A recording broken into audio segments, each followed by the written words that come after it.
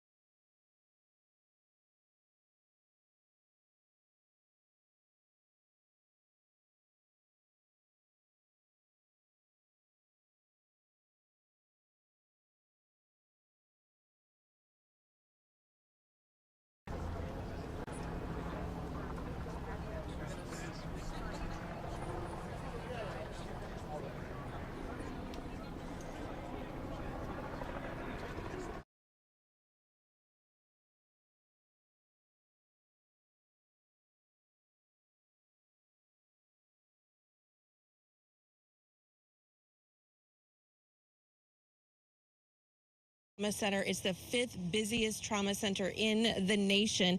It's the busiest in the Southeast, and this is where they deal with very complex gunshot wounds and traumas, other traumas as well. Some of the best surgeons in the country work at this hospital. Just to recap, we do know, of course, 4 people dead, at least 9 injured. And I was looking at some statistics just to give you some context. This would be the 386th mass shooting so far just this year. So obviously a lot of heartbreak there in Winder, where Carolyn is, and right here, I'm sure a lot of heartbreak inside the hospital right now as doctors and nurses do everything they can to help this person who was brought here earlier this afternoon.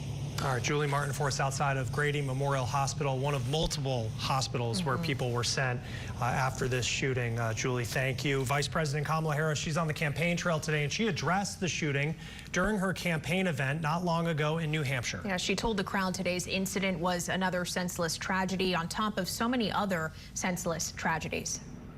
And it's just outrageous that every day in our country, in the United States of America, that parents have to send their children to school worried about whether or not their child will come home alive. It's senseless. It is, we've got to stop it. And we have to end this epidemic of gun violence in our country once and for all. You know, it doesn't have to be this way.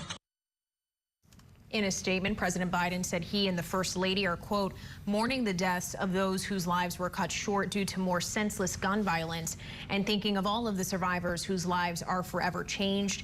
He added, we are closely coordinating with officials at the federal, state, and local level and are grateful for the first responders who brought the suspect into custody and prevented further loss of life. Now, we do want to turn back to some of the business stories we are keeping an eye on for you. An unexpected drop in job openings helped fuel investors' confidence. The Federal Reserve will cut interest rates this month. That helped Wall Street start to recover after a losing session on Tuesday. The Dow finished higher, but the S&P 500 and NASDAQ both slipped.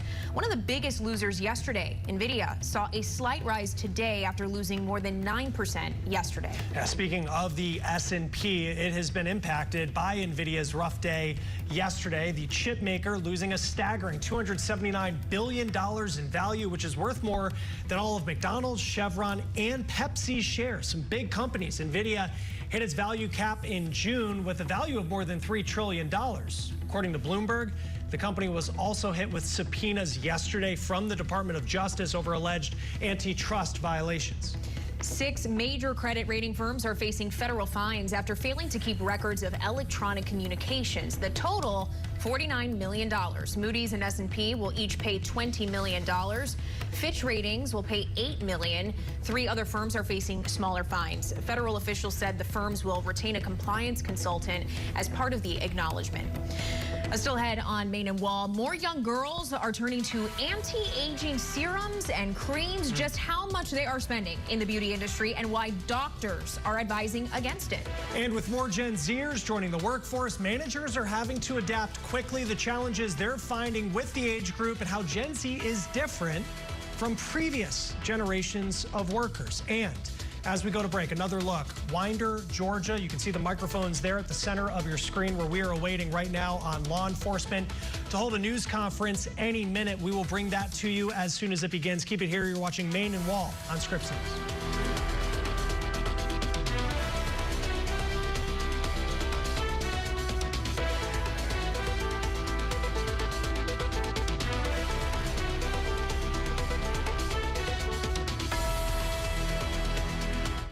New study is showing an increase in the number of heat-related deaths over the past few decades. It's unbearable. It's hard for me to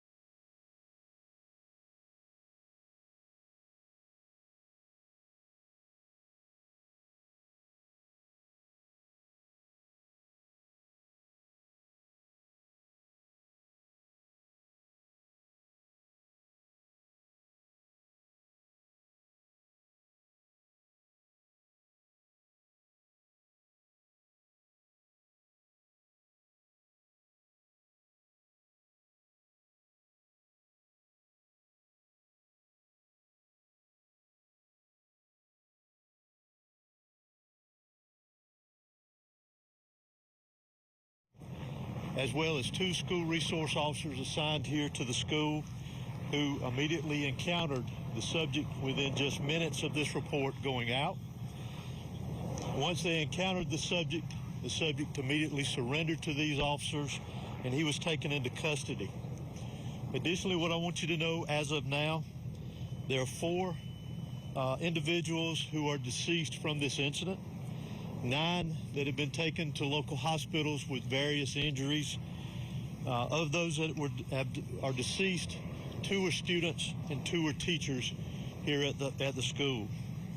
The priority right now for us within this investigation is to gather all the facts, to make sure that we're accurate with it, because this is a murder investigation. As the sheriff mentioned earlier this morning, the shooter is in custody.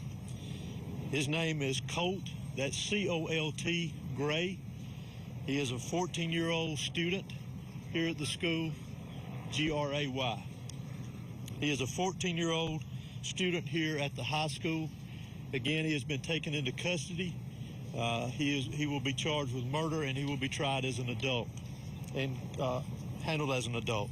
We're coordinating these charges and obviously this investigation with District Attorney Brad Smith, who is the District Attorney for the Piedmont Judicial Circuit here.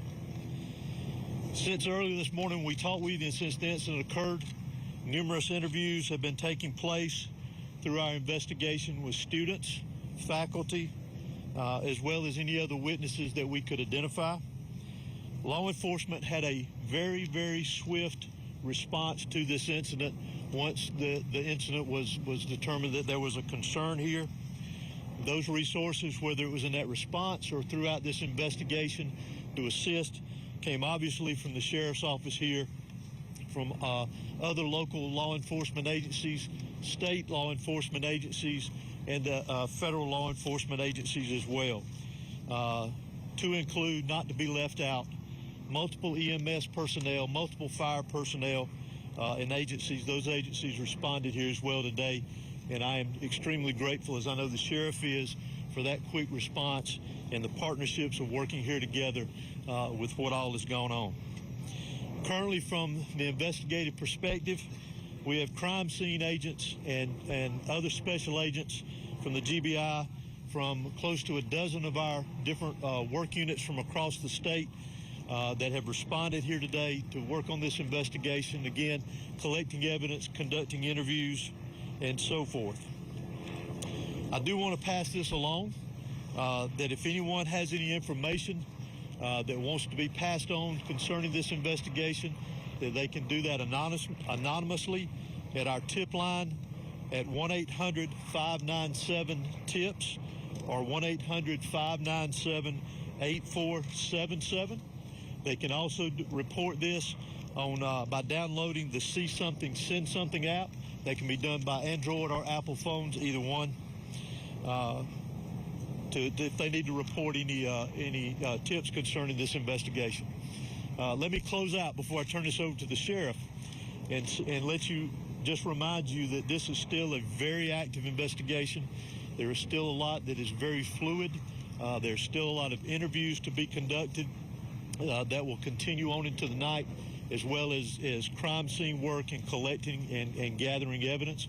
But what is more important for me to mention here to you is my heartfelt sympathy to the parents, the students that were here today. Regardless of where they were in the school, this has got a great impact on them as well as on this community. My thoughts and prayers, along with everybody standing behind me and every law enforcement agency in this state, and many I will tell you around this country, they are in our thoughts and prayers, and we will continue with that. We ask for your patience as we continue through this, and we'll continue to try to give you as many updates with information as we can to keep you informed. But thank you for being here. I'm now going to turn it over to Bexar County Sheriff Judge Smith. Thank you. H-O-S-E-Y. Good afternoon. I'm Sheriff Judge Smith of the Bexar County Sheriff's Office. I never imagined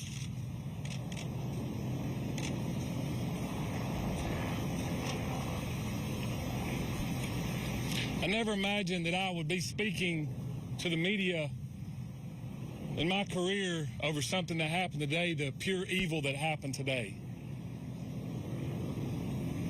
I cannot thank the people behind me for the support they give me today, to give this office and give this staff. This hits home for me. I was born and raised here. I went to school in this school system. My kids go to this school system. I'm proud of this school system. My heart hurts for these kids. My heart hurts for our community. But I want to make it very clear that hate will not prevail in this county. I want that to be very clear and known. Love will prevail over what happened today. I assure you of that. It is very early as to what happened.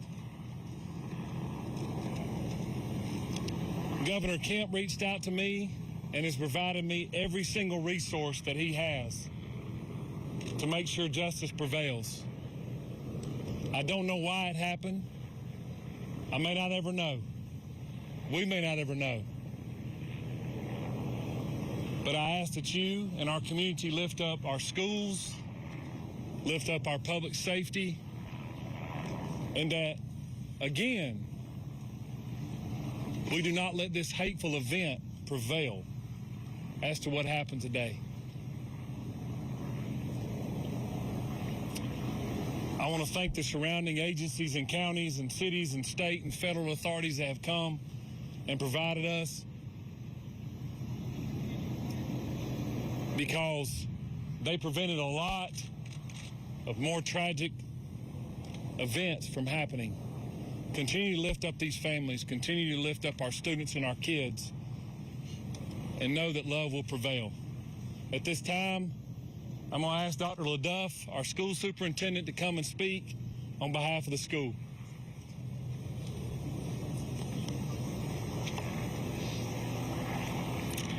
Good afternoon. I'm Dallas LaDuff. I'm the superintendent of Bexar County School System.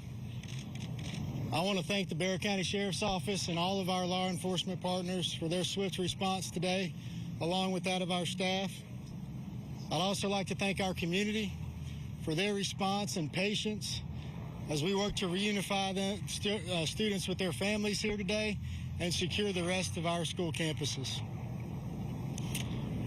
Our schools will be closed for the remainder of this week as we cooperate fully with law enforcement to get answers to the many questions that we all have about this incident here today.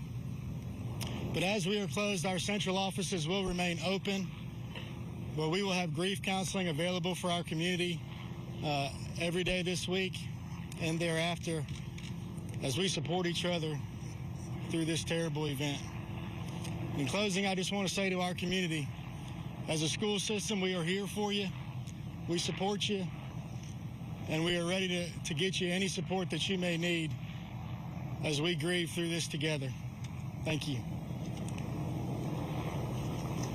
Sheriff, if you're saying hate will not prevail in this community, are you investigating this as some sort of hate crime? Well, shortly, if someone decides to take a firearm into a school where kids are given an education or entitled to an education and want to harm others, to me, it's hateful. Sheriff, can you talk about the initial interaction between whoever was able to stop the shooter? Can you describe that to us? How did it go down? What exactly happened for us? Obviously, the shooter was armed, and our school resource officer engaged him. And the shooter quickly realized that if he did not give up, that it would end with an OIS, or an officer-involved shooting. He gave up, got on the ground, and the deputy took him into custody. Sheriff, any idea how the weapon got inside the school, and was there any warning that this was going to happen? Not that I'm aware of. Again, very early, and we're still looking into that, whether or not, or how he obtained it and how he got it into school. Has he been in touch at all with his parents or his family to learn more about what led up to these moments? We have. Any information you can share? No. What kind of weapon was It seemed like you kind of It seems like you have a large Hispanic population. Have you been able to communicate with the people in their language to make sure that everybody knows what's happening? Yes, sir, I have. The school and our office has people that speak in Spanish, and they have spoke to those folks as well. Yes. Sheriff, is the shooter speaking with law enforcement now? Sorry. Is the shooter talking? Is he saying why? The shooter was interviewed, and he was speaking with our investigators earlier, along with the GBI. How is that? He said Video why? surveillance, how's that helping you, Sheriff? It is helping our investigation. Sheriff, is reports this... of threatening calls perhaps made to the school prior to the shooting? Is that accurate? None that I'm aware of. Were all 9 injured victims shot? In some capacity, yes. Sheriff, can you tell us about the 2 individuals deceased and was one targeted? We don't know of any targets at this point. Last question. What kind of weapon was used? Have you identified the weapon? We have not identified that at this point, no. Sheriff, is there a connection? This is the last question I'm going to take. Sheriff, is there a connection between the shooter and the victims? None that I'm aware of. Was this a student here? I know that you have a lot of questions about the student and that we mentioned that we identified earlier. Keep in mind that's part of our investigation, that we're looking into every aspect of that individual, his connection here at the school. Obviously, as I mentioned earlier, he was a student here. So as part of our investigation, we're looking into all aspects, current and prior, involving that individual. Can you tell us how many rounds were fired? Is a student. Can you tell us how many rounds were fired? Do what? The shooter is a student, yes. Is a student. When can we expect the... We do not know how many rounds. Director, has that shooter had any past history with law enforcement? For now, this is the information that we have. It is an active investigation. I assure you we do plan to come back out here in a couple of hours. Please make sure you're following the GBIX page. That's where we're going to be putting the updates. If there's anything that's new, we'll make sure that we share that in-person news conference out here in the next few hours. Monitor the X page, and we will be sure to update you accordingly. Thank you. Thank you.